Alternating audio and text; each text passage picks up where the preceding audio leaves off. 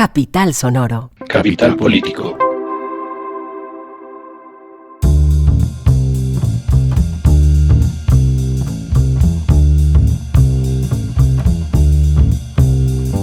Capital Político es un podcast que semana tras semana se ocupa de las noticias más importantes de Colombia, Bogotá y el mundo. Yo soy Santiago Rivas y tenemos un temario compuesto de 4 temas distintos.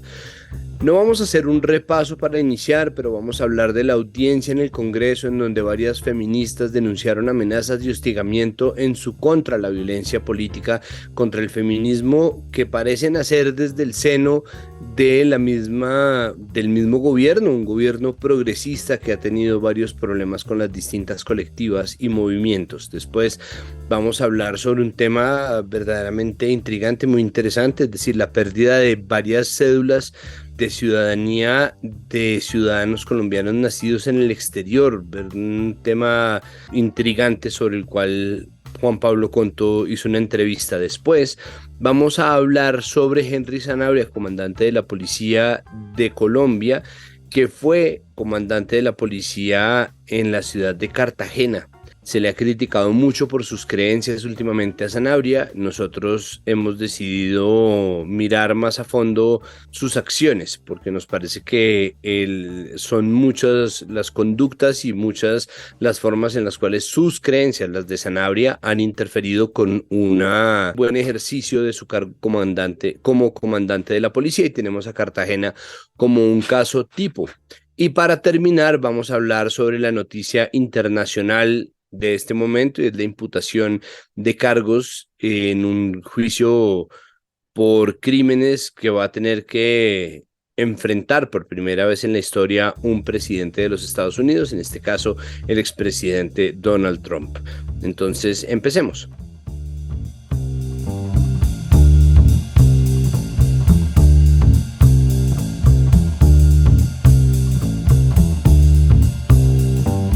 Empezamos este episodio de Capital Político con un tema que me parece que no ha llamado lo suficiente la atención. Es una audiencia en el Congreso en donde varias feministas, algunas militantes de organizaciones específicas, otras representantes de sí mismas y representantes además de víctimas de violencias basadas en género, se pronunciaron y pidieron explicaciones al partido de gobierno o a la coalición de gobierno, el Pacto Histórico, pues sobre amenazas y hostigamiento que han recibido por sus posiciones acerca de la figuración de hombres acusados de ser victimarios en casos de violencias de género, sea esto acoso sexual o abuso sexual, en posiciones preponderantes y lugares de importancia en el poder. Esta es una pelea que lleva dándose desde las elecciones a la alcaldía de 2019, pero el tono se ha recrudecido. Lejos de encontrar puntos de equilibrio, la cosa se ha puesto más y más violenta. Por eso, y por un artículo que apareció en un blog de un señor que se hace llamar Dragón Negro y que dice ser militante de la Colombia Humana, el partido del presidente Petro, varias feministas se pronunciaron, entre ellas nuestra invitada, la abogada Mónica Godoy, que escribió en volcánicas.com un artículo en respuesta a esta entrada de blog en donde se hablaba de que el tal Dragón Negro iba a afilar su katana y el rendimiento de las feministas iba a bajar. Nosotros queremos entender qué es lo que está pasando, queremos entender qué salida y qué respuestas, si alguna, recibieron estas mujeres que fueron al Congreso. Mónica, bienvenida a Capital Político y muchas gracias una vez más por aceptar nuestra invitación. Muchas gracias, Santiago, por invitarme y bueno, pues me presentaste como abogada y fíjate que es un error común por el trabajo que yo hago como en defensa de derechos humanos, pero yo soy antropóloga, aunque no lo parezca. Mira, claro. Sí. Entonces la conexión con las víctimas de violencia de género en la Universidad Nacional es por colegaje y no por trabajo de abogacía. Ha sido más bien por un compromiso con la defensa de los derechos de las mujeres, que como feminista, digamos que por una apuesta política y ética, como feminista lo he tenido desde hace muchos años. Entonces, he trabajado con mujeres que han vivido violencias muy distintas, desde el conflicto armado en zonas rurales, violencia intrafamiliar, el exilio, trata de personas y en el último tiempo, los últimos años, he estado trabajando específicamente con mujeres y hombres que han vivido violencia sexual o de género en las universidades, pero eso digamos que es lo más reciente. Ok, ok, ok. Ah, bueno, entonces queda la corrección. Mónica, hábleme por favor sobre la audiencia en el Congreso. Mira, yo siento que fue un espacio muy reconfortante para cada una de las mujeres que estuvimos ahí, hablando de cómo cada una había sentido y vivido esas amenazas, pero también la violencia política que hemos estado sufriendo de manera, digamos que separada por diferentes razones, pero que tienen el mismo origen. Y cada una contó, digamos, cómo ha experimentado esa, esa violencia en su vida y desde su lugar. Entonces fue reconfortante. En el auditorio no había solamente periodistas, también había otras víctimas y sobrevivientes de violencia de movimientos y partidos de izquierda, y fue muy conmovedor, la verdad. Fue muy conmovedor y muy importante sentirnos arropadas, acompañadas, poderosas estando juntas. Y pues las mujeres con las que compartía la mesa son realmente brillantes y muy superiores a los contradictores que tenemos. Hábleme sobre la respuesta que recibieron en esta audiencia. ¿Qué les dijeron? Yo quisiera contarte que en este caso, o sea, digamos que lo que tú narras es una parte, la parte más visible de estos ataques y hostigamientos que hemos recibido, que es este hostigamiento como de cuentas falsas, de gente que no se ve, como el dragón negro que escribe desde un blog que nadie sabe quién es, y él inventa un personaje para desde ahí, pues, hacer sus señalamientos y sus cuestionamientos muy agresivos, no solamente contra nosotras, sino contra las otras mujeres en la política y contra los opositores del gobierno de Petro y de Holman Morris. Logramos investigar y encontrar evidencia de que personas muy relacionadas con el presidente, por ejemplo, el abogado personal, uno de los abogados personales de Gustavo Petro, el doctor Julio César Ortiz, que fue nombrado o que va a ser nombrado como presidente de la Cámara de Comercio, participa dentro de estos montajes. Nosotros encontramos en sus publicaciones de Twitter la defensa que hace del profesor de la Universidad Nacional, Fabián Sanabria, que hace parte del mismo grupo de político de estas personas, incluso después del fallo de la Corte Constitucional que falla en contra de este profesor. Y sus publicaciones son básicamente repeticiones del acoso que recibimos diariamente en redes. ¿Sí? Entonces, hay un grupo político que involucra altas esferas del gobierno de Gustavo Petro, involucrados en acciones de hostigamiento, montajes políticos, hostigamiento judicial, estigmatización, aislamiento político, incluso podemos hablar de una persecución de carácter político contra aquellas mujeres feministas que nos hemos opuesto a la candidatura de Holman Morris o que hemos denunciado violencias basadas en género al interior de los partidos y movimientos de izquierdas y que hemos sido críticas de las prácticas patriarcales del mismo presidente. El caso específico del dragón negro es el punto más de mayor violencia explícita, verbal, o han tenido lugar algún otro tipo de declaraciones que ustedes puedan interpretar, como claramente este blog se puede interpretar como amenazas directas de violencia que puede obviamente ya constituir una ofensa criminal, pues una amenaza contra la integridad de las personas. Cada una tiene una experiencia distinta. Te voy a contar la mía y ahorita te cuento algo de lo que compartimos ayer. Yo tengo una denuncia abierta por hostigamiento por razones políticas contra el profesor Fabián Sanabria y esa denuncia se basa precisamente en los casi 3 años de hostigamientos que él ha hecho por medios de comunicación donde hace señalamientos calumniosos. Y esta denuncia está abierta en la Fiscalía desde el 2020, desde agosto del 2020, y no ha hecho absolutamente nada por poner una medida de protección. o por hacer algo al respecto. Hay miles de pruebas, videos, horas de grabación. O sea, es un delito que está probado porque todo esto ha sucedido, como nunca nos hemos visto personalmente tampoco. Todo tiene huella digital, ¿sí? Entonces no es difícil probar qué es lo que está pasando allí. Entonces, lo de Dragón Negro solamente es una cosa más, una amenaza más, tal vez mucho más vulgar y grotesca que las anteriores, pero el nivel de hostigamiento que hemos vivido es, nos quieren muertas, nos quieren, o sea, si pudieran matarnos sin consecuencias lo harían. ¿Cómo? Si este es un problema que al gobierno no se le ha solucionado, ni siquiera con la retórica que se mueve en las bases de que, entre comillas, las falsas feministas son, entre comillas, un obstáculo para el avance del gobierno popular del cambio, etcétera, etcétera, que es lo que uno lee en Twitter, lee en Facebook, ve en los comentarios de YouTube, no, que hace parte como de este discurso ya configurado, preaprendido, del que ustedes son objeto constantemente. ¿Por qué si este problema no se le ha solucionado? ¿Por qué si es mucha gente la que le ha reclamado precisamente esta retórica al gobierno, el gobierno no ha hecho nada para solucionarlo? ¿Existe alguna razón de peso para no hacerle frente a este problema? ¿Existe alguna razón de peso que no sea personalista o que no sea el amiguismo, para no sentarse verdaderamente a hablar con las organizaciones feministas, hablar con ustedes y hablar con quienes se han declarado víctimas de estas violencias para llegar a un punto de solución? O esto que estoy diciendo es una utopía loca? ¿Sabes qué hicieron con la queja que hicimos por redes sociales por específicamente lo de Dragón Negro? Llamaron a este personaje porque lo conocen y trabaja con ellos, saben quién es.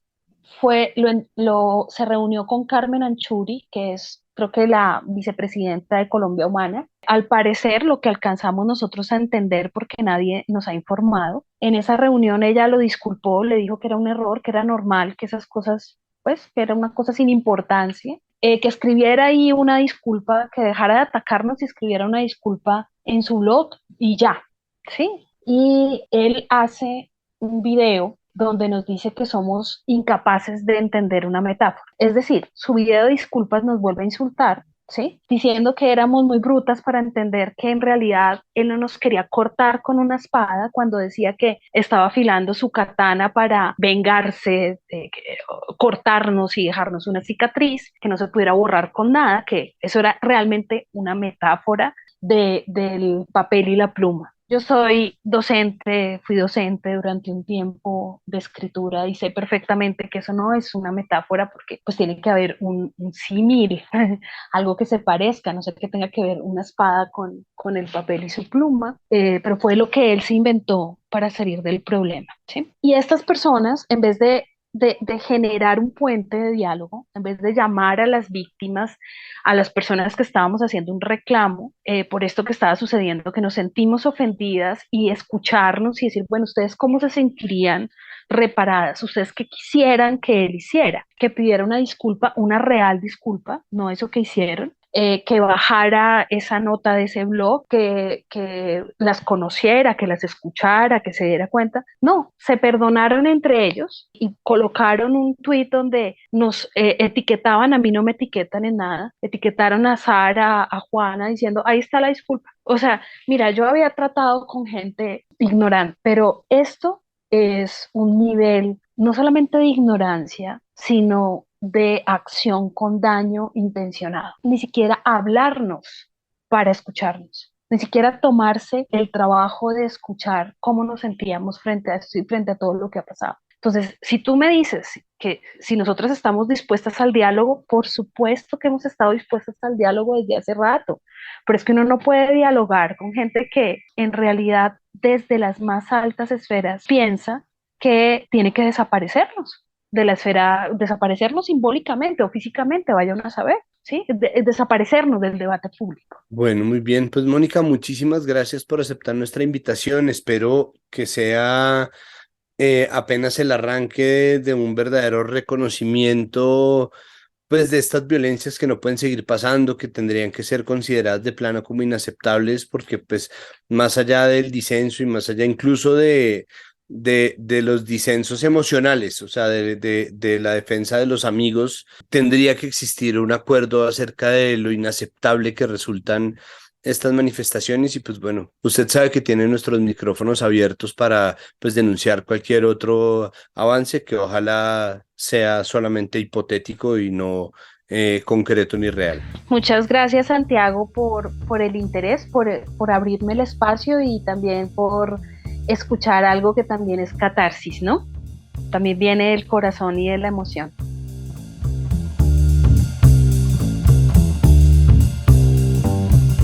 Santiago, entre 2021 y 2022, la Registraduría Nacional del Estado Civil de Colombia anuló los registros civiles de nacimiento de las personas nacidas en el exterior cuyos padres son colombianos y quienes inherentemente tienen derecho a la nacionalidad colombiana. También fueron anuladas sus cédulas de ciudadanía, afectando a cerca de 40.000 personas.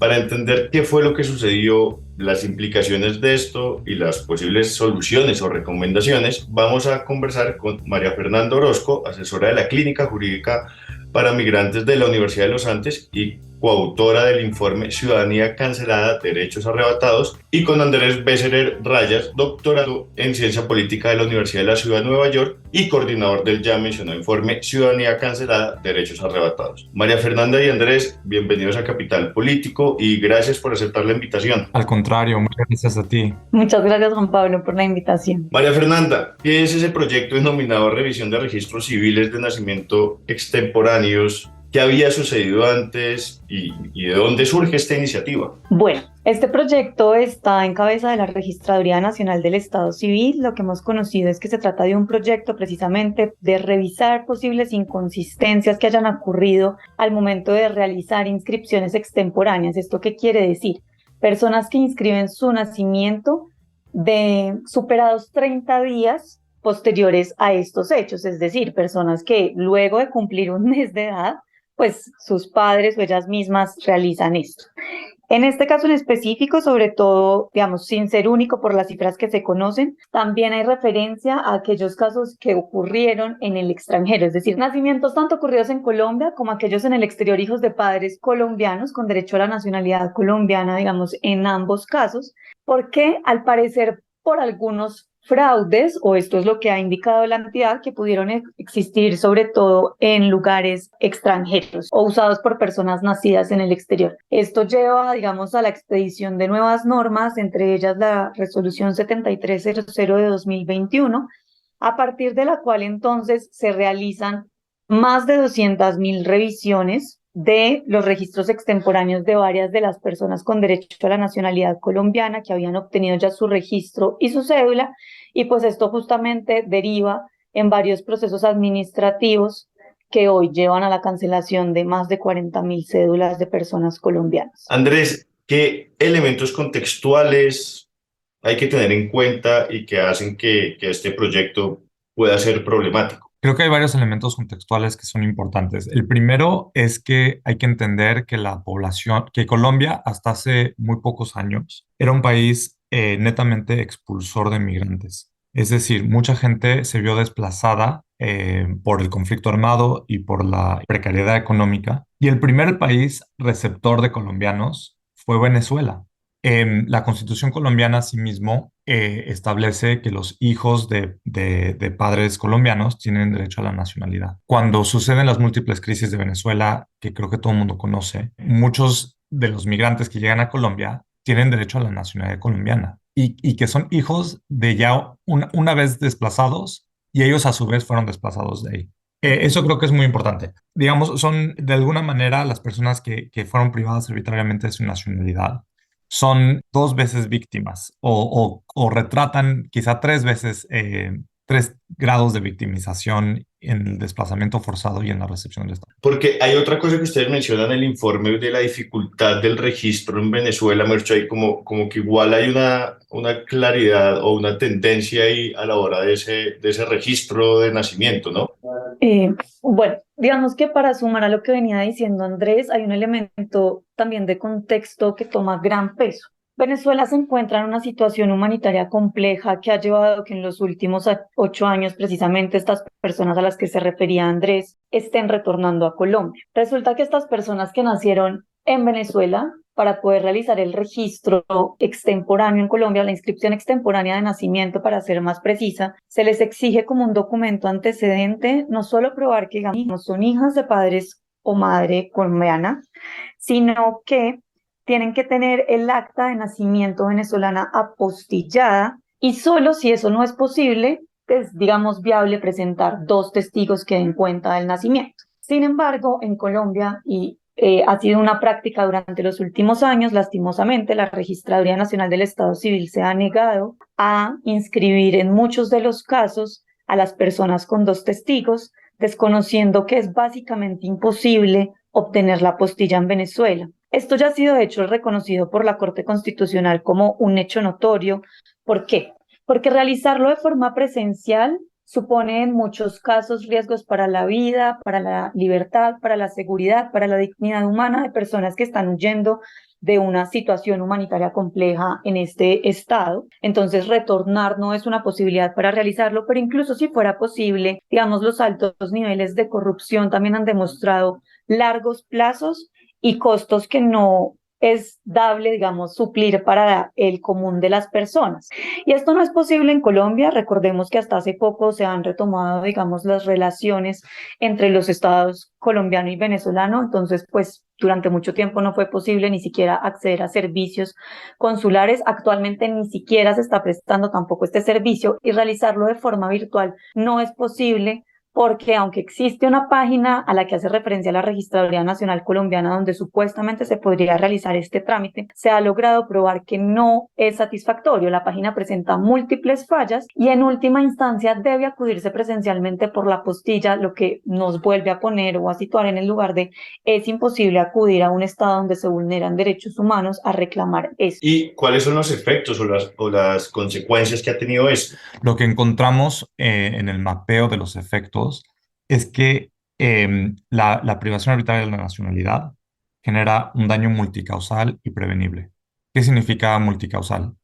Afecta muchas dimensiones de la vida del individuo, y genera daños en el sentido tanto psicológico, económico, en su derecho a la identidad y otros derechos, digamos, que emanan del derecho a la identidad.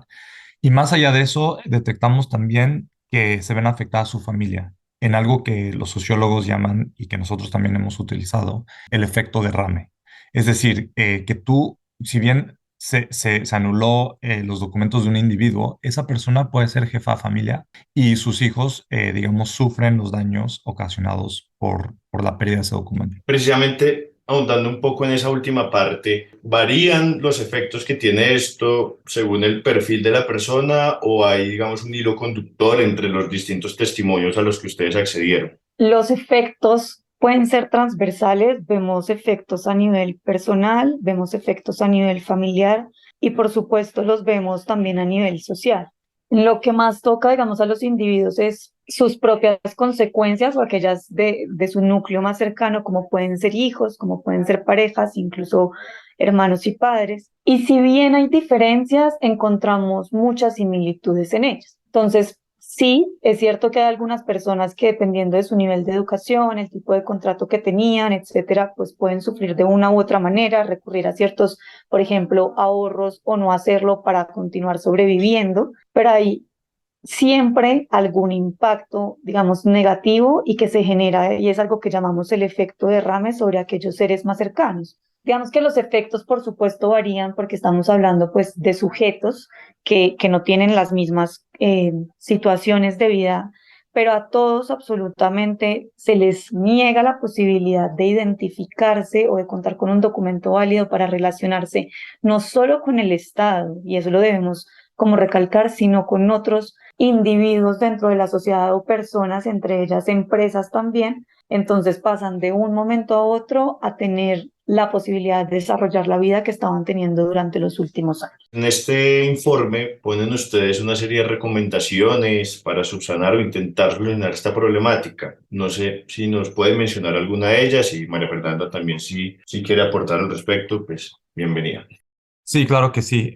Una es que, digamos, se restituyan las cédulas de una manera que beneficie a las personas, o sea, que se restituyan de una manera que no es onerosa, que además se dé aviso a todas las bases de datos y a todos los sistemas. En los casos en los cuales las personas han apelado, han llevado a cabo un proceso de tutela de derechos y por orden judicial o por algún trámite administrativo se les ha restituido la cédula, no necesariamente se ha restituido su validez en todos los sistemas. Entonces es muy importante que la registraduría, en su caso, comunique con todos estos sistemas. La otra parte que creo que es relevante es que suena un poco obvio, pero que se cumpla los preceptos constitucionales e internacionales en torno a la garantía del derecho a la audiencia y el debido proceso de aquí en adelante. Que no se permita la privación de la nacionalidad bajo condiciones arbitrarias. Sumaría que la información no solo debe coordinarse para actualizar sistemas, sino para guiar a las personas que se están viendo afectadas por esta situación, porque en muchas oficinas no les han sabido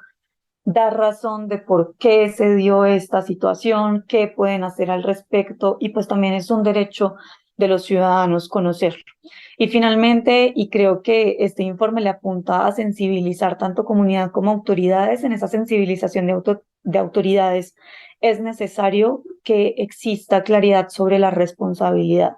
Hay una invitación a los entes de control a que realicen las respectivas investigaciones, a que existan auditoría y una rendición de cuentas para evitar esta repetición, digamos, de hechos lamentables que afectan, como hemos dicho, no solo individuos, sino familias en el futuro.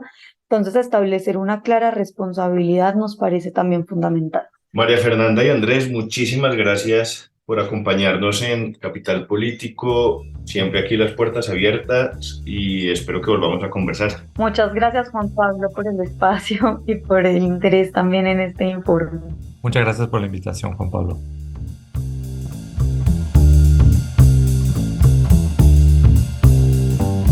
Continuamos este episodio de Capital Político hablando sobre el general Henry Sanabria, comandante de la Policía Nacional, sobre el que han caído muchísimas críticas por sus declaraciones en una entrevista hecha a la revista Semana, en la cual habla de exorcismos, de combatir el mal y un poco de cosas absolutamente demenciales. Y que dice, como parte obviamente de su matriz de opinión, cuando las críticas arreciaron las declaraciones de Gustavo Petro, fueron que no iban a perseguir a nadie por sus creencias, lo cual a primera vista se ve como algo racional, pero en Capital Político pensamos, y eso por supuesto es nuestra línea de opinión, que en el caso de Sanabria el problema es que son sus creencias las que hacen que él persiga a otras personas, no las creencias, la razón por la cual él es perseguido. Nos parece importante hacer esta salvedad, pero además de eso no es un tema nuevo lo que está pasando, lo que ha venido pasando con Henry Sanabria.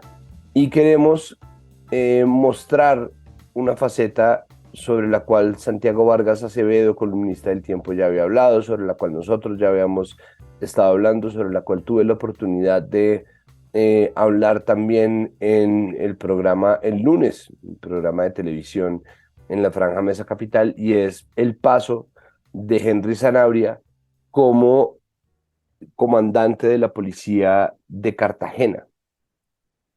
Santiago Vargas Acevedo nos recuerda en una columna de septiembre del año pasado que Henry Sanabria, o durante la comandancia de Henry Sanabria al frente de la policía de Cartagena, se recrudecieron los ataques a personas trans, la violencia policial contra personas trans. Además fue cuando se perpetraron asesinatos en los barrios más vulnerables de Cartagena, cuando la policía ejerció violencia racista, cuando crecieron además las manifestaciones violentas, y después durante el paro nacional, cuando se habló precisamente de quienes se manifestaban como si fueran enemigos de Dios y enemigos de todo lo bueno. Me parece que eso es una idea que puede ser verdaderamente dañina, y para tratar de establecer un parámetro claro acerca de esto, para preguntarle a alguien que ha vivido en Cartagena todo este tiempo y que ha tenido que vivir en carne propia lo que fue el paso de Henry Sanabria como comandante de la policía. Estamos con Lady Pernet. Ella es de la Mesa del Movimiento Social de Mujeres y Feministas de Cartagena y Bolívar. Lady, Bienvenida a Capital Político, muchísimas gracias. En primer lugar, Santiago, agradecerte la invitación a este programa para abordar un tema que ha sido de preocupación referido a la violencia policial, porque en ese marco leemos el accionar de Henry Sanabria, quien fue comandante de la policía de Cartagena entre el 2019 y el 2021.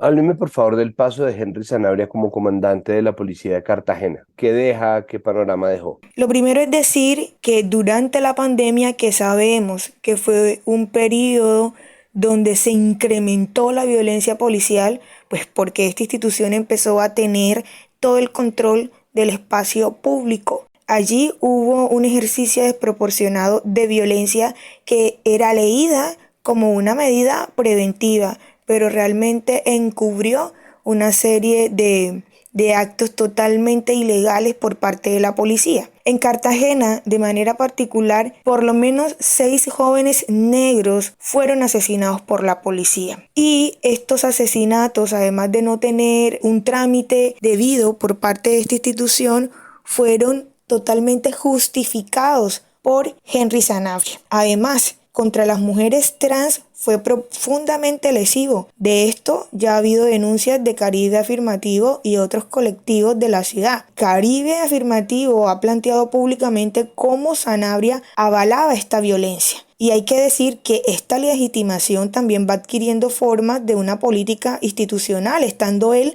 a cargo y considerando la jerarquía que ostentaba. ¿Cree usted que las creencias, las opiniones de Sanabria influyeron de alguna manera en los casos de violencia policial contra comunidades o poblaciones vulnerables en Cartagena? Definitivamente considero que sí es posible afirmar que hay una relación entre la violencia policial que se ejerce y las creencias, particularmente religiosas, de quien dirige estas instituciones. En el caso particular, pues la de Henry Sanabria. Ya he anotado antes cómo organizaciones tales como Caribe Afirmativo manifestaron la violencia que se estaba ejerciendo contra mujeres trans, que fueron totalmente avaladas bajo el argumento de que estas mujeres estaban atentando contra la moral y el decoro público. Totalmente un sesgo religioso por parte de Sanabria, que además lo que hacía era impulsar este tipo de acciones, una serie de medida correctiva, higienizante contra la población trans, legitimada, justificada y promovida por él. No había modo allí de que ocurrieran circulares de protección a la población trans, de impedir la sistematicidad de esta acción porque él mismo las estaba avalando. La policía plantea que protege a la población, que protege la propiedad privada, pero cuando se trata de barrios populares esta noción se pierde completamente. Hay un ingreso a las viviendas totalmente irregular que implica una violencia desproporcionada que parte puertas, que parte ventanas, que parte electrodomésticos, sin que estos sean leídos como actos criminales. O sea, está totalmente legitimado ese uso, insisto, irregular de la fuerza. ¿En qué van los casos de denuncias de asesinatos cometidos por la Policía Nacional en los barrios de Cartagena? Creo que hay que abordar las respuestas en 2 registros. Primero, cómo avanzan los casos individuales frente a los cuales se está exigiendo justicia. Y 2, hay que abordar también qué pasa con las familias, con las comunidades y organizaciones que son quienes están movilizando esa exigibilidad de justicia para que el aparato de justicia opere. Si partimos de un caso que no es el único, de Harold, joven de 17 años, futbolista asesinado el 24 de agosto del 2020, hubo una familia que hizo público este asesinato y logró activar una red de apoyo comunitario y organizativo para acuerpar ese proceso de lucha contra la impunidad en casos de violencia policial, un proceso que está vigente, que no termina, ¿verdad? Y hubo organizaciones del territorio con perspectiva antirracista, con perspectiva feminista, que han puesto en escena pública que estos asesinatos son sistemáticos y que son de carácter racista, clasista y patriarcal, y que esta violencia no es una violencia azarosa, no es una violencia indiscriminada, es una violencia dirigida a jóvenes negros de barrios populares, barrios racializados, barrios empobrecidos, lo que ya hemos dicho en innumerables ocasiones. Hay que reconocer que estos casos, y el caso particular de Harold, contar con colectivas de abogados, abogadas, antirracistas, ha sido fundamental para que el caso, que de verdad ha tenido avances y retrocesos, pero que vaya en marcha, que se haya mantenido activo, porque en Cartagena han ocurrido muchos casos que han pasado en total olvido, que no han logrado posicionarse en la voz, en la agenda pública. Entonces hay que reconocer que en este caso, haber avanzado en procesos organizativos antirracistas, que existan ya colectivas de abogados y abogadas antirracistas, ha permitido que el caso se mantenga, insisto, con avances y retrocesos. Hoy es de preocupación, cierto, que los policías implicados en el asesinato de Harold, a ellos ya se les levantó la medida de aseguramiento intramural por vencimiento de términos y se está a espera, pues, de las que empiecen las audiencias que finalmente llevarán a un fallo. Pero aquí quiero conectar con el segundo punto, frente al hecho de que el vencimiento de términos que hoy les permite estar fuera de la cárcel también representa una situación de riesgo para la familia y la comunidad y las organizaciones que están adelantando la lucha no contra unos individuos, sino contra una institución, y que es una institución que tiene el uso legítimo de las armas. O sea, no es cualquier escenario, no es cualquier lucha. Entonces, aquí hay que plantearse primero cómo avanzan esos casos y qué pasa con quienes están movilizando esa exigibilidad de justicia, porque lo que hemos encontrado en el caso particular de Harold es que él fue un joven asesinado, pero la violencia ha sido histórica y permanente contra el barrio San Francisco, donde habitaba Harold, donde los jóvenes todo el tiempo están siendo vigilados, sobreintervenidos, violentados, etc. Cuando empieza esta exigibilidad de justicia, ¿cierto? Hay una intensificación también de esa violencia, porque el acto de denuncia también genera incomodidad.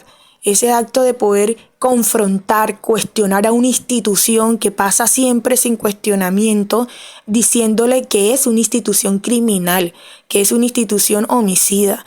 Eso ha intensificado violencia incluso en actos que hemos hecho de memoria en el barrio San Francisco. En esas acciones ha habido una presencia permanente de la policía con una presencia intimidante, y es la intimidación para provocar el silencio, ¿no? Para silenciar estas denuncias. Y pues también decir la situación en la que se pone a las familias con policías fuera. Sabemos que los policías también actúan en red, que no son individuos, son una institución que además activan una solidaridad cómplice cuando alguno de sus compañeros está en un proceso judicial.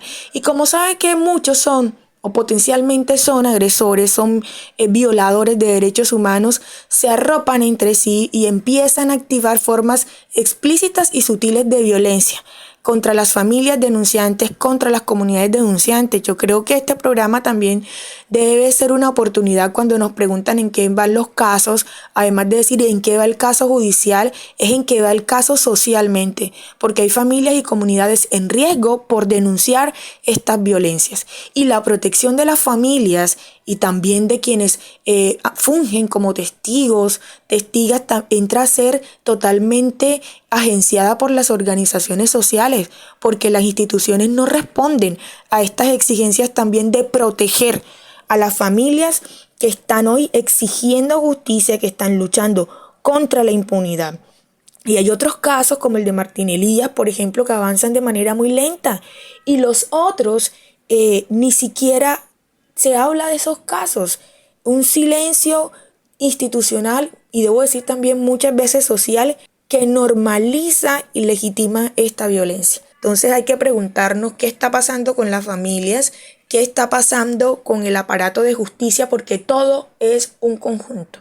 Henry Sanabria, como comandante de la Policía de Cartagena, no fue el perpetrador de estos actos de violencia directamente, ni es el perpetrador de los casos de asesinatos de civiles, pero obviamente como comandante recae sobre él parte de la responsabilidad. ¿Sanabria se ha hecho responsable en algún momento de estas cifras, de alguna de estas denuncias? Henry Sanabria no solo nunca se ha hecho responsable de esas cifras, sino que nunca se ha retractado de las afirmaciones totalmente criminalizantes que ha expresado contra jóvenes víctimas de violencia policial homicida. Nunca lo ha hecho. Henry Sanabria no activó el gatillo en el caso de la violencia policial homicida en Cartagena, pero no hubo directrices claras y públicas para detener esa violencia, que fue ampliamente denunciada por organizaciones sociales, por familiares y por comunidades. Cuando asesinaron a Harold Morales, Henry Sanabria dio una declaración pública donde asociaba a Harold y lo que ocurrió a un enfrentamiento entre pandillas. Y además avanzó más diciendo que finalmente los policías tuvieron que activar su arma de dotación porque intentó, pues, Harold agredirlo. Intentó, digamos, asesinarlos, que Harold portaba un arma de fuego. Es decir, justificó este asesinato, pero insisto, lo justificó bajo ese argumento que es el argumento que siempre usa la policía de marcar a la víctima bajo la criminalidad. Porque esa es una idea que se tiene institucional y socialmente de los jóvenes negros. Los jóvenes negros no pueden estar reunidos, los jóvenes negros no tienen derecho a disfrutar de la ciudad porque hay una negación del derecho a la ciudad, porque todo espacio de encuentro entre jóvenes negros barriales es visto con sospecha. Entonces, Henry Sanabria también ha incurrido en ese argumento. Criminalizar a los jóvenes negros, asociarlos a pandillas. Todos esos argumentos fueron insostenibles porque la fiscalía demostró que Harold no pertenecía a pandillas y que Harold fue atacado por la espalda. Y hasta la fecha, Henry Sanabria nunca se ha retractado de esa declaración pública que está allí, que es una evidencia que no la estamos inventando. La dio a medios con la seguridad y la confianza de la jerarquía y el poder que ostentaba en la Policía Metropolitana de Cartagena. Entonces, por eso le dijimos al gobierno nacional, un gobierno que se comprometió en su agenda de cambio a reformar a la policía. Dijimos, si esa es la apuesta, una apuesta que también nos hizo votar por el gobierno de cambio, porque muchas organizaciones, activistas, familias, víctimas de violencia policial, también su voto estuvo movilizado bajo esta promesa. Y le dijimos, aquí nos está totalmente defraudando, porque Henry Sanabria en Cartagena fue desastroso y no se va a reformar la Policía Nacional bajo su dirección, porque no dio muestra de eso en un escenario regional como el de Cartagena. ¿Qué le piden, Lady, las organizaciones y colectivos civiles al gobierno con respecto a la figura de Sanabria? Bueno, le agradezco muchísimo, Lady, que haya aceptado nuestra invitación y pues bueno, aquí vamos a seguir atentamente el caso del comandante de la Policía Nacional, Henry Sanabria. ¿Qué le decimos las organizaciones sociales en Cartagena al gobierno nacional? Es que el compromiso con el cambio, que debía ser un cambio en clave feminista, en clave antirracista, en clave popular, en clave de redistribución de recursos, debía permear todas las instituciones, debe permear todas las instituciones, sobre todo también la Policía Nacional. Y Henry Sanabria, con lo que ha evidenciado, es contrario a ese proyecto. Lo ha manifestado públicamente. La forma como se refiere a sujetos históricamente excluidos, excluidas, excluides como las mujeres, lo indica todo. Cómo se refiere a nosotras como mujeres que debemos ser modestas, mujeres que debemos ser recatadas. Es decir, la lectura cristianizada de las mujeres es totalmente contraria a un proyecto que se ha comprometido con acabar las desigualdades de género. Lo que pasó en Cartagena con los jóvenes negros a cargo de su comandancia, que insistimos en un comportamiento histórico, pero que él continuó, que él reprodujo, él no es garantía de que la vida, y este gobierno se ha comprometido con la vida, que esa vida esté protegida. Hoy le decimos al gobierno nacional que las vidas negras de Cartagena importan. Y si hablamos de Colombia, potencia mundial de la vida, también hay que ennegrecer esa vida, que se comprometan con las vidas negras de Cartagena. A nosotras siempre nos ha preocupado que lo que pasa en Cartagena, una ciudad totalmente turistificada, una ciudad que se quiere vender como pacificada, como segura, para fortalecer la economía turística, lo que pasa aquí no tiene resonancia nacional. Y fíjense, muestra de ello fue que dijimos, Henry Sanabria no, pero entonces lo dijo las organizaciones sociales y las comunidades de Cartagena y eso no resonó. El informe de la Comisión para el Esclarecimiento de la Verdad, el informe de la CEF, ha sugerido que los gobiernos no pueden contratar funcionarios comprometidos con violaciones de derechos humanos. Y Petro asumió ese compromiso. Entonces le preguntamos al gobierno de Gustavo Petro y Francia Márquez, ¿acaso lo que ha ocurrido en Cartagena durante la comandancia de Henry Sanabria no fueron violaciones de derechos humanos? ¿No fueron violaciones de derechos humanos que él avaló, que él justificó, que él silenció? ¿Acaso lo que pasa con las personas negras, con las mujeres trans de Cartagena, lo que pasa con las vidas de Cartagena está en un margen de los derechos humanos? Tenemos que empezar a considerar que estos territorios hacen parte de esta nación, han sostenido también esta nación y le exigimos un compromiso con la vida de este territorio. Ahora Henry Sanabria ha dado declaraciones públicas que han generado todo un ruido nacional, pero necesitamos que lo que Cartagena dice también genere ruido nacional, que lo que Cartagena dice tenga escucha e incidencia en las medidas del gobierno nacional, y también es un llamado a la vicepresidenta Francia Márquez, porque no podemos territorializar lo negro solo en el Pacífico.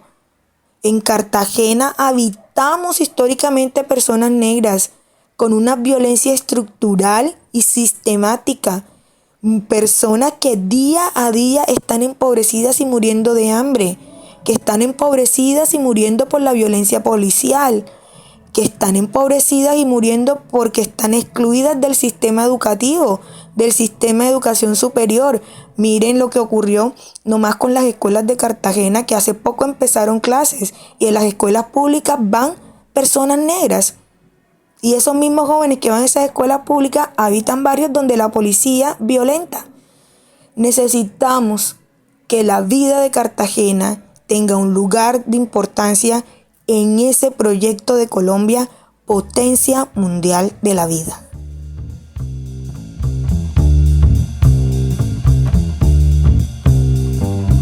Cerramos este episodio de Capital Político cumpliendo una promesa que a veces logramos cumplir, que es la de tener noticias relevantes de países distintos a Colombia.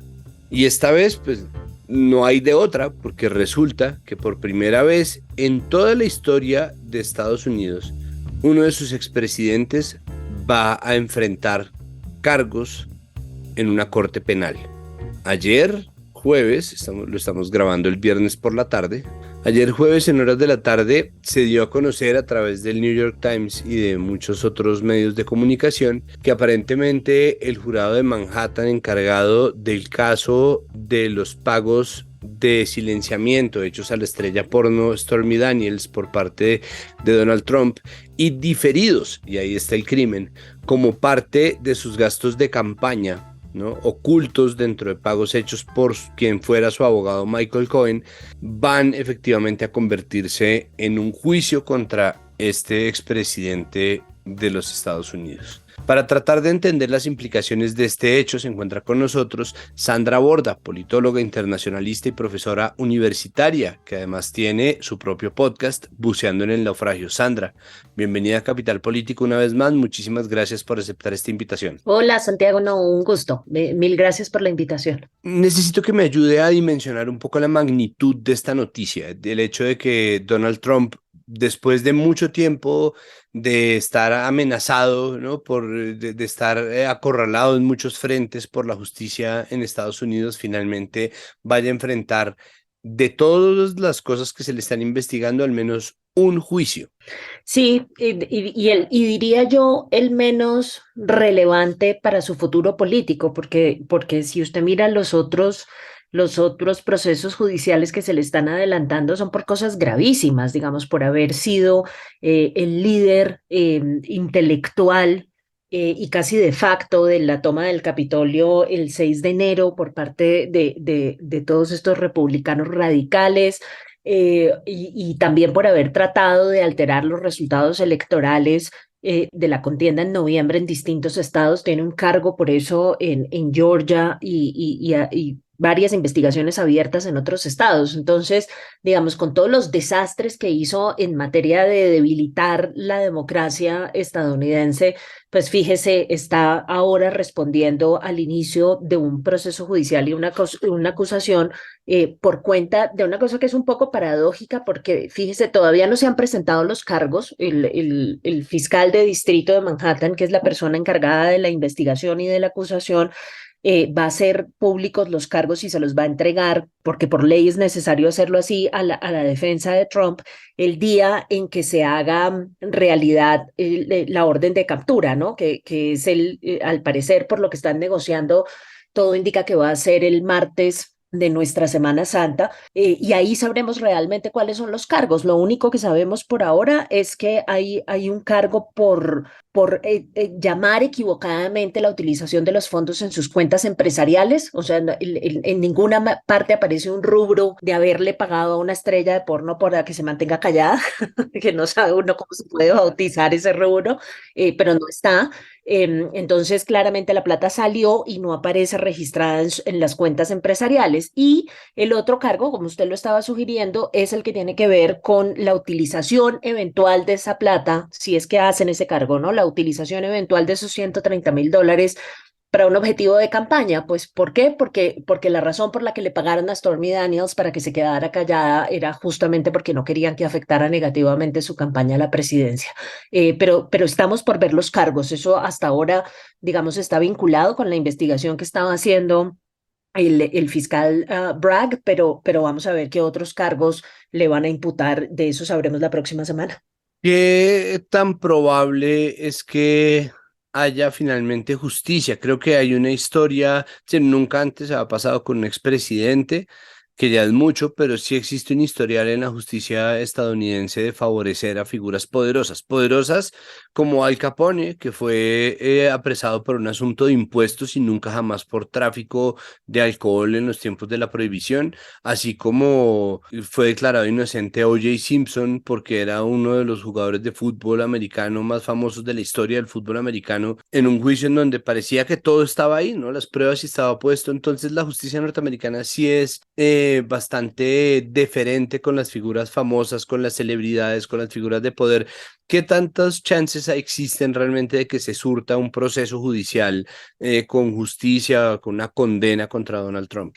Pues así como hay ejemplos de esa deferencia de la que usted está hablando, Santiago, también hay otros tantos ejemplos de una justicia también muy dura con las figuras de poder, con la justicia formal y tal vez con la justicia política también, porque fíjese que ese cargo que le están imputando o que eventualmente le van a imputar a Trump, y esa investigación, pues es una investigación que, si usted se pone a verlo con mucho cuidado, es una malversación de fondos, es lo que los gringos llaman un misdemeanor, que es un un cargo muy menor, ¿no? Muy pequeño, que es utilizar $130,000 para una cosa y reportar que se estaban utilizando para otras, casi que un problema contable.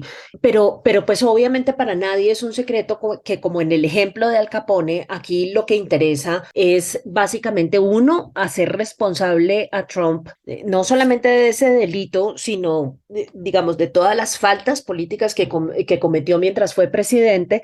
Y dos, yo creo que parte de la expectativa que tiene la gente con este proceso judicial es también como una cosa reivindicatoria de las instituciones estadounidenses que salieron tan debilitadas después de los 4 años de la administración Trump. Yo creo que la sociedad estadounidense está como muy pendiente de mandarle el mensaje al mundo de que sus instituciones son instituciones independientes, son instituciones que están en condiciones de dar una pelea judicial como esta, que obviamente no es una pelea fácil. Ahora, digamos, el sistema judicial gringo es muy distinto al de nosotros. Una de las razones por las cuales, digamos, esas decisiones que usted estaba mencionando fueron eventualmente tan problemáticas es porque finalmente los que toman la decisión de considerar o no culpable o de condenar o no a alguien que está sujeto a un proceso de esta naturaleza son los jurados, no son jueces. Y garantizar la independencia de los jurados es una cosa dificilísima. Solamente se lo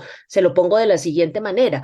Piense que este proceso en contra de Trump está pasando en el distrito de Manhattan, que es digamos, el epicentro del liberalismo antitrumpista, ¿no? En Estados Unidos, a pesar de que el mismo Trump es salido de ahí, ¿no? Y tiene todas sus empresas, y esa es la razón por la cual eso está pasando justamente en este sitio.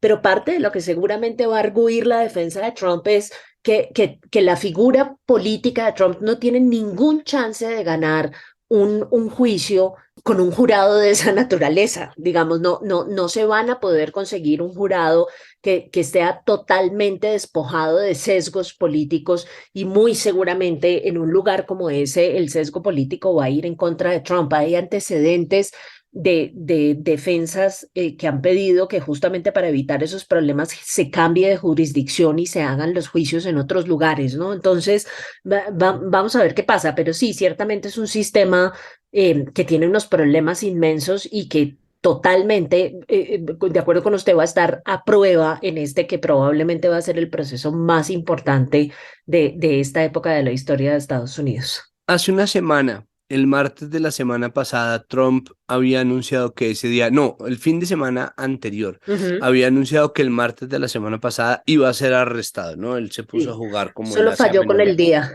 Sí, exacto, y dijo, se puso de profeta, pero hubo un punto en el que Trump parecía muy feliz de ir a ser objeto de un arresto. Es decir, un poco se lo veía contento porque, hasta donde entiendo, favorece el cálculo político en el que él puede venderse como una víctima de un acto dictatorial y arbitrario en contra de la democracia y el encarcelamiento de un opositor político. Y eso le daba como un campo para verlo, y sin embargo las cosas dieron un poco un giro esta semana. Trump declaró que ayer, día en que fueron imputados estos cargos, era el día más oscuro en la historia de Estados Unidos. ¿Qué tanto puede verdaderamente favorecerle esta situación a Trump? ¿Qué giro le puede dar para aumentar un poco la empatía a su alrededor y generar más repudio frente al gobierno Biden, que pese a los resultados no es el gobierno más popular? ¿Cómo puede esto afectar la figura de Trump, negativa o positivamente? No, pues esa es la pregunta del siglo, porque digamos, aquí pueden pasar muchas cosas. Una de ellas, y esto tiene que ver con una disposición constitucional que desde mi punto de vista es un poco rara, pero no hay nada en la Constitución de Estados Unidos que le impida a un acusado o a un condenado o a un convicto participar en una elección presidencial. Entonces, digamos, si la cosa se pone tenaz, usted perfectamente se puede imaginar a este señor tras las rejas vestido de naranja haciendo campaña política para ser presidente de Estados Unidos, sin ningún problema. Eso le brinda, digamos, un escenario de maniobra política enorme a Trump, porque sí va a tener la oportunidad de hacer campaña mientras está lidiando con su propio proceso judicial, y además de utilizar el proceso judicial como herramienta de campaña, que creo que eso es una cosa muy exótica y que seguramente va a poner en problemas a la administración Biden. Ahora, hablando de la administración Biden, piensen lo siguiente, llevamos un día y medio desde que empezó esta cosa. Y en 2 ruedas de prensa que yo haya visto hasta el momento, le han preguntado al presidente Biden, bueno, ¿y usted qué opina de esta cosa? Y Biden ha dicho, mire, la Casa Blanca no tiene absolutamente nada que decir frente a este proceso judicial, ¿sí? Esto es una cosa que está adelantando el Poder Judicial y por respeto a la división de poderes no nos podemos oponer a opinar sobre esta cosa. Entre paréntesis, piense lo que pasa en los procesos judiciales en Colombia, donde los presidentes no son capaces de quedarse callados nunca y siempre salen a opinar de las decisiones judiciales, si están de acuerdo, si les gustan, si no les gustan. Biden muy cautelosamente sabe que tiene que separarse completamente de la trayectoria y de la dinámica de ese proceso judicial si quiere contrarrestar la narrativa de Trump y de sus aliados de que esto es un proceso de persecución política y no un proceso judicial. Y finalmente, o sea, solamente estoy poniendo cosas encima de la mesa como para empezar a tejer un poco el análisis alrededor de esto, si esto le conviene o no le conviene. Piense que llevamos un día y medio y ya todas las filas del Partido Republicano se manifestaron, todas con algunas excepciones de figuras prominentes que siguen callados, pero casi todos ya se manifestaron a favor de Trump. Entonces, la división que se había logrado creer en las elecciones de mitad de término entre los republicanos pro-Trump y los republicanos anti-Trump, esa división otra vez se volvió a zanjar y otra vez el Partido Republicano está respaldando al 100% la figura de Trump. Entonces, y los que no lo están respaldando no están saliendo a decir que no lo respaldan, sino que han preferido quedarse callados. Entonces, es un arma de doble filo. Es muy difícil saber cómo va a jugar esto. Yo creo que hay que prestarle mucha atención a las encuestas y a lo que va a pasar de aquí en adelante y el efecto que tenga políticamente va a depender, Santiago, en una muy buena medida de la coreografía que se cree alrededor del proceso judicial. ¿Qué quiere decir eso? Va a depender de que el gobierno y el Poder Judicial sean lo suficientemente hábiles para no convertir o para no permitirle a Trump que convierta el proceso judicial en su contra en un circo electoral. Y eso va a requerir que estén en control de absolutamente todo. Entonces, esa negociación entre la defensa y el fiscal del distrito para la entrega de Trump, por ejemplo, es una negociación de una filigrana impresionante. ¿Va a haber medios? ¿No va a haber medios? ¿Le van a poner esposas o no le van a poner esposas? ¿Van a hacer público el mugshot? ¿No? Ya sabe, la foto esta con el número debajo o no. ¿Va a haber transmisión en directo del juicio, sí o no? Todas esas decisiones son decisiones que van a tener un efecto importantísimo en cómo juegue el proceso judicial a favor o en contra de la administración Biden mirando hacia la reelección. Entonces, cada pequeña decisión que se tome de aquí en adelante es susceptible de ser usada por Trump en favor de su propia campaña electoral, es susceptible de afectar negativamente al gobierno o todo lo contrario. Entonces, digamos, todo depende de cómo se desenvuelva el proceso de aquí en adelante. Por último, en este caso, puede que a Trump lo afecte positiva o negativamente, pero ¿qué pasa con el Partido Republicano? Yo creo que hay un matiz nuevo y es la división interna que se había venido acentuando y que se había hecho evidente en el juicio por difamación que nace de la demanda hecha por las máquinas Dominion, que son las máquinas electorales de votos, pues para quienes no están siguiendo el caso Dominion, y que revelaron, o en el cual se reveló que los presentadores y figuras principales de Fox News, que es la cadena noticiosa de televisión por cable emblemática de la derecha norteamericana, y que habían acogido a Trump como una fuente regular y en defensa pues de los postulados de Trump y de las políticas trumpistas, en secreto hablaban mal de Trump, lo odiaban, sabían que lo que estaba diciendo acerca de las elecciones era mentira. Es decir, había una división que se estaba acentuando y que estaba empezando a concentrarse en la figura de Ron DeSantis, que es el gobernador de la Florida. ¿Qué pasa con Ron DeSantis? ¿Qué pasa con el Partido Republicano? ¿Sería posible, por ejemplo, que el proceso no favorezca a Trump, pero en cambio sí al Partido Republicano, utilizando como una disciplina de partido el repudio al proceso contra Trump?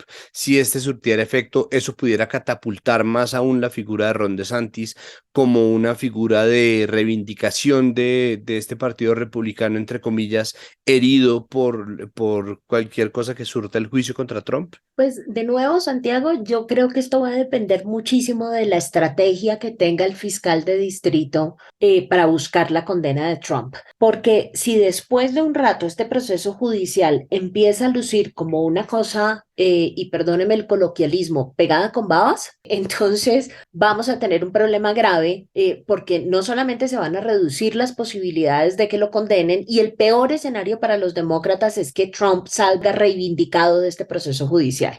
Es decir, que salga triunfante y que salga, digamos, dejando a la oficina del fiscal del distrito como una oficina que estaba siguiendo solamente una agenda de carácter político y no una agenda de carácter judicial. Entonces, parte de lo que he estado leyendo en estos días en medios sugiere que el fiscal de distrito, por ejemplo, está empeñado en tratar de reconstruir una suerte de tendencia en el comportamiento de Trump, y por eso parece que ya tienen a otras mujeres que van a declarar que también les pagaron dinero para que se quedaran calladas y esto no afectara negativamente la campaña de Trump. Si ellos logran ampliar el espectro de personas que construyen denuncias, creo que podrían salir mucho mejor parados, y parte del reto que van a tener es convencer a los estadounidenses, no solamente al jurado, sino a los estadounidenses, de una cosa que no han sido capaces de convencerlos desde el punto de vista político los demócratas, y es que Trump pues es un tipo con un carácter tremendamente cuestionable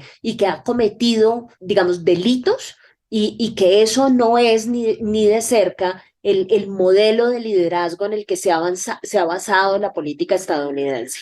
Eso creo yo es un reto enorme. Si son exitosos en ese reto, yo creo que le van a abrir un espacio enorme a Ron DeSantis para que digamos, sea el líder del partido y empiece a llevar la batuta hacia las próximas elecciones presidenciales.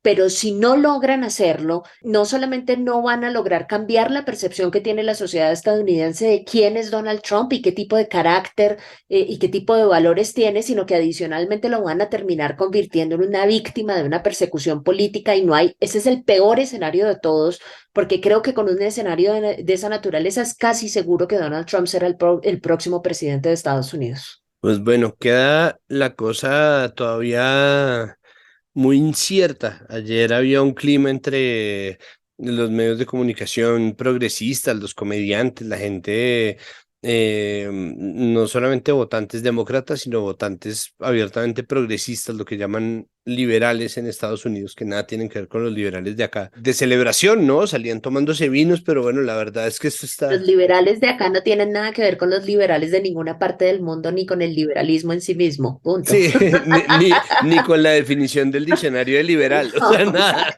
Exacto. Sí, son más parecidos a los liberales de las panaderías, que incluso salen ahí perjudicados en la comparación.